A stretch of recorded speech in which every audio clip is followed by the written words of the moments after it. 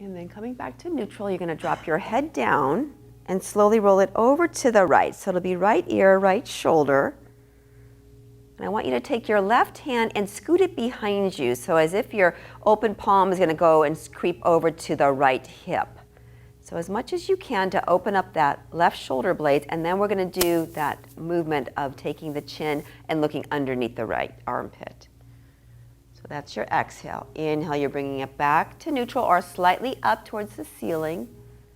And exhale, you're going to look down towards that right armpit.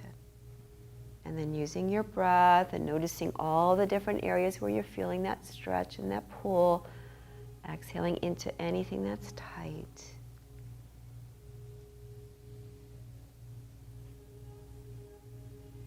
And then we'll let it go. We'll roll the chin to the center, unwind that left arm, and then here we go to the other side. So it's going to be left ear, left shoulder. Right arm scooches behind, trying to take that palm or fingertips over to the left hip as much as you can. Take a breath. Exhale, turn your head. Inhale, lift it up. And do that a couple times. And really just enjoying anything that's tender and you're feeling you're getting some space in there. Enjoy that sensation even though it can be a little intense. Good. And then just roll the chin back to the center and unwind your arm. Good. Lift your head up, open your eyes, and turn and look over your left shoulder as if you're looking at something behind you as much as you can feel comfortable. Good. Then back to the center, and here, let's take it to the other side. And one more time, and then notice your range of motion. How far can you see beyond the shoulder on this side? Notice that, and let's go to the other side and notice. Good. When you come back to the center, we're going to do shoulder, neck circles. So we're going to dip the chin down, take it to the right, lift it up, and around to the left. So just a few times. Now you can just keep the neck moving like this, slowly and gently, or you can take the shoulders and get the shoulders to round when you're tucking down, and then lifting up and back when your head is up. So any movement here with your neck circles, that might feel good.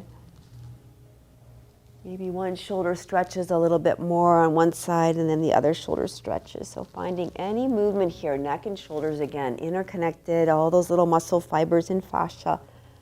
And then we'll go the other way.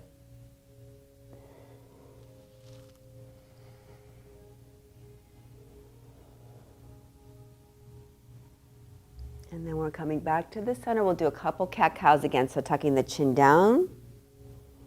Leaning back and inhale, threading through with the heart and the chin up. And taking that a little bit further if it feels good. Really leaning back and really coming forward, opening the throat.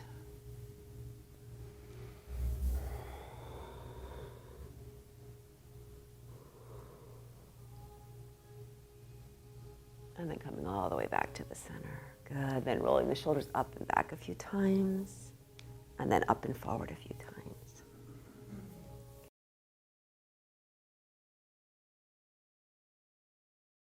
Because I want to demonstrate how we're going to use the tennis ball today.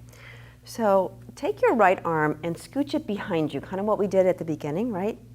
So when you do that with your back nice and straight, you will have felt that right shoulder blade kind of protruding in the back.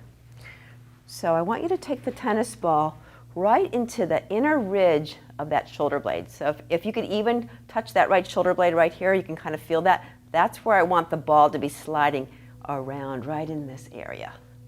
Okay, so when we're lying on the floor, you never want to put it into your spine, and you never want to put it right there on that shoulder bone. Okay, so what we're going to do is we're going to lay flat on the floor, like we were going to come into bridge with our knees bent, because that will flatten our low back and keep it safe. And then you kind of roll off to the side,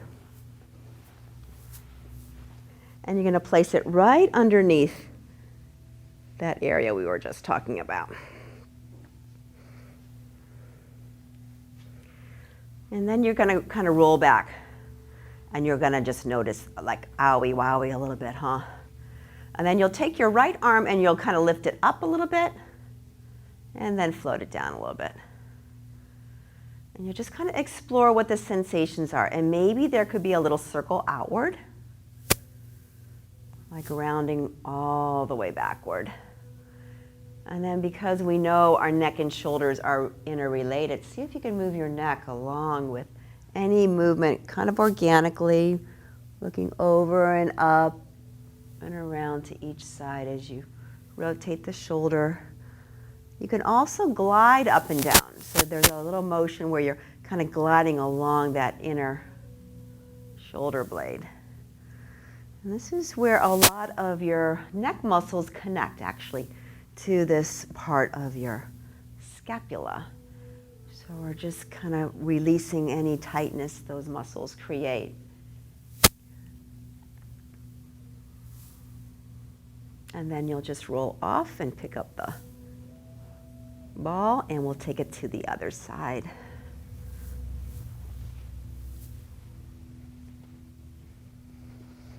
And you might notice that one side is much, much more tender than the other. So just finding it first. And so this is what's so nice about these movements. It could be very little movements, just like a little slide, and you're thinking, oh yeah, I got that spot and that feels good. Oh yeah, or otherwise you can feel like yowie. So this side more so? Yeah. And this is not your dominant arm though, huh? Mine was the right side. Yeah, mine is always the right side because that's my dominant arm. But there's times when I feel like a real tender kind of knotty area. It's like a big old knot. And then you can just... I carry my purse on my shoulder for 2 Oh, years. right, exactly.